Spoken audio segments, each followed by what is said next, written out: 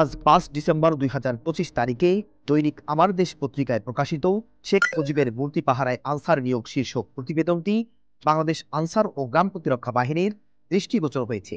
উক্ত প্রতিবেদনে ধামরাই প্রতিনিধি সূত্রে দাবি করা হয়েছে যে ধামরাই পৌর কার্যালয়ে স্থাপিত শেখ মুজিবুর রহমানের মুরালের নিরাপত্তায় দুজন আনসার সদস্য দায়িত্ব পালন করছেন।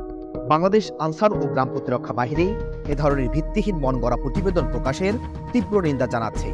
আনসার বাহিনী কর্তৃক কখনোই কোনো পৌরসভায় বিচ্ছিন্নভাবে আনসার সদস্য মোতায়েন করা হয়নি।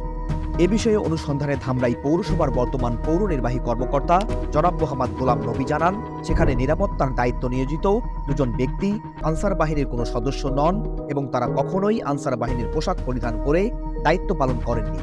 তিনি আরও জানান, বিগত সরকারের সময় সাবেক মেয়র গোলাম কবির মোল্লা তৎকালীন পৌর নির্বাহী কর্মকর্তার মাধ্যমে মাসিক জনপ্রতি ১০,০০০ টাকার চুক্তিতে দুজন বেসরকারি সিকিউরিটি সদস্য নিয়োগ দিয়েছিলেন। উক্ত নিয়োগের সঙ্গে বাংলাদেশ আনসার ও গ্রাম প্রতিরক্ষা বাহিনীর কোনো ধরনের সংশ্লিষ্টতা নেই।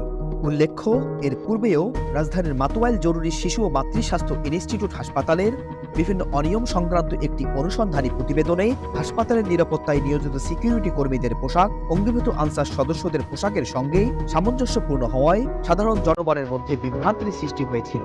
এ ধরনের মিথ্যা, বানোয়াট ও অতি সংবেদনশীল প্রতিবেদন বাহিনীর প্রতি সাধারণ মানুষের মধ্যে ভুল ধারণা তৈরি করতে পারে, যার ফলে বাহিনীর ভাবমূর্তি ক্ষুণ্ণ হওয়ার পাশাপাশি দেশের মানুষের মধ্যে বাহিনী সম্পর্কে নেতিবাচক ধারণার সৃষ্টি হয়। দেশের সর্ববৃহৎ পেশাদার বাহিনীকে জড়িয়ে এ ধরনের বিভ্রান্তিকর সংবাদ সদস্যদের মনোবল ক্ষুণ্ণ করার পাশাপাশি তাদের সার্বিক দায়িত্ব পালনেও বিরূপ প্রভাব ফেলতে পারে। অতএব দেশের সকল গণমাধ্যম কর্মী ও সচেতন মহলকে এ ধরনের সংবেদনশীল সংবাদ প্রকাশের পূর্বে বাংলাদেশ আনসার ও গ্রাম প্রতিরক্ষা বাহিনীর গণমাধ্যম কর্মকর্তার সাথে যোগাযোগ করে তথ্যের সত্যতা যাচাই করে নেয়ার জন্য বিশেষভাবে অনুরোধ করা হবে।